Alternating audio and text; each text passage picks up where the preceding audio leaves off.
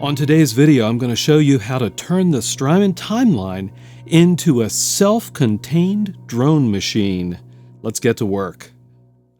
Alright, first up, let's talk instrument and effects chain. I've got a baritone guitar here. If you don't have a baritone, just use a standard electric guitar. It'll be fine. On the floor, first up, I've got a compressor. In my case, the Wampler Ego. So let's listen to what that sounds like.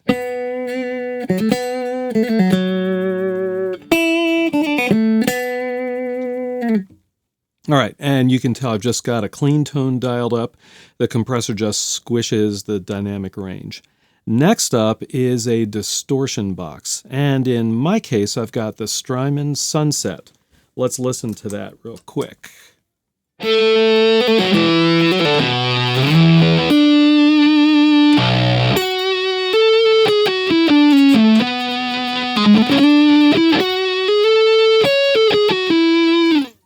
Okay, and I've got the Sunset set up to give me kind of a fuzzish like kind of tone, okay? So again, if you don't have the Sunset, just use whatever distortion you have. Next up is a volume pedal, and I've got my trusty Morley Little Alligator. Okay.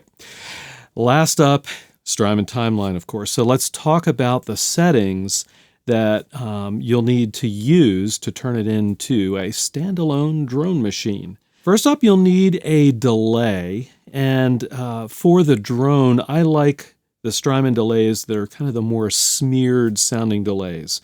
I really like the ICE delay machine, so I'm going to use actually just a preset called Melt Away. And let's listen to that without any distortion and see what that sounds like.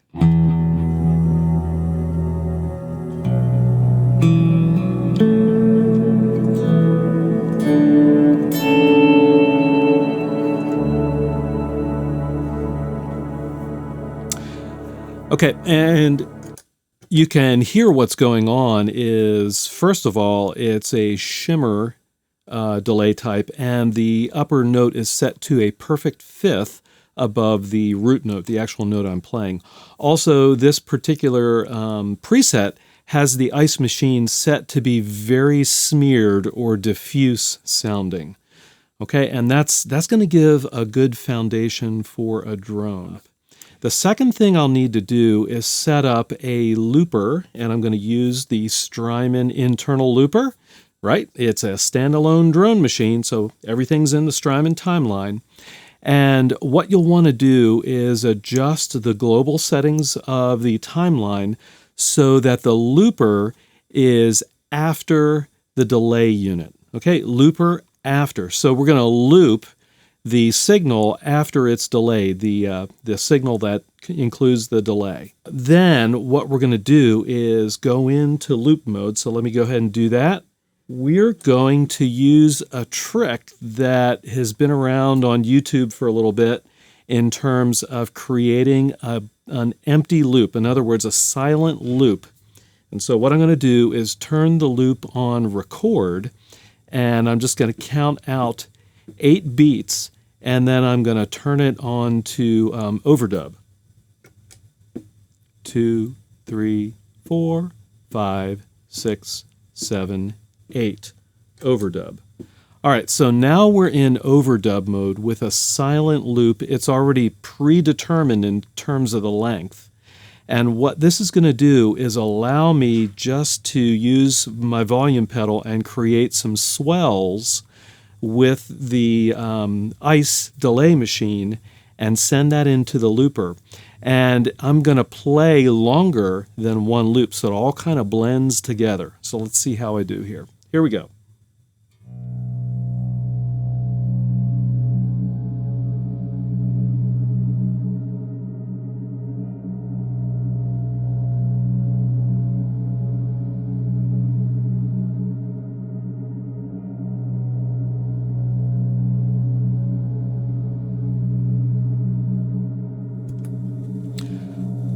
Okay, I've got my drone going. I've now set the looper into play mode.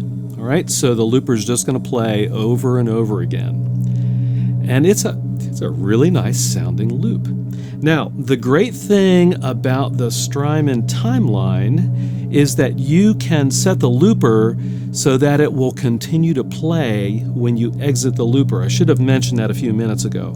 So look in your global settings and set the looper to continue to play after you exit. So I'm going to go ahead and exit the looper. So you just hit the tap switch for a few seconds and it will exit the looper. You can hear that my loop is now still playing. Now I am free to select another delay type. And so what I've done is created a preset, and I'm using the D-Tape delay machine, and I've got it set for a lot of tape decay, fuzziness, grunginess, and I've got it set to the longest time length, which is 2.5 seconds. And I've got a lot of repeats, and I'm gonna now play in kind of a Frippertronics kind of style. So check this out. Oh, I should mention I'm gonna turn the overdrive on too. Now check this out.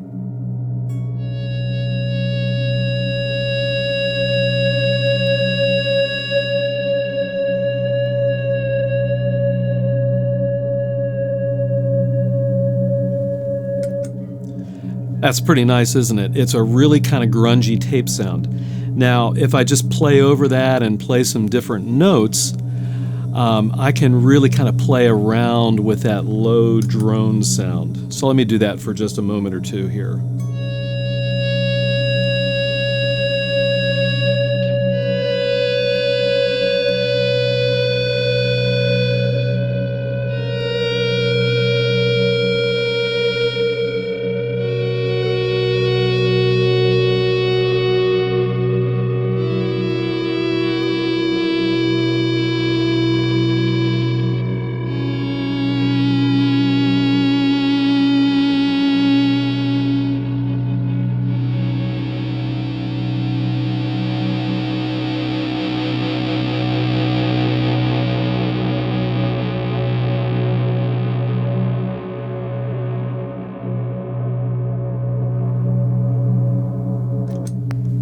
Oh, yeah, I like that a lot.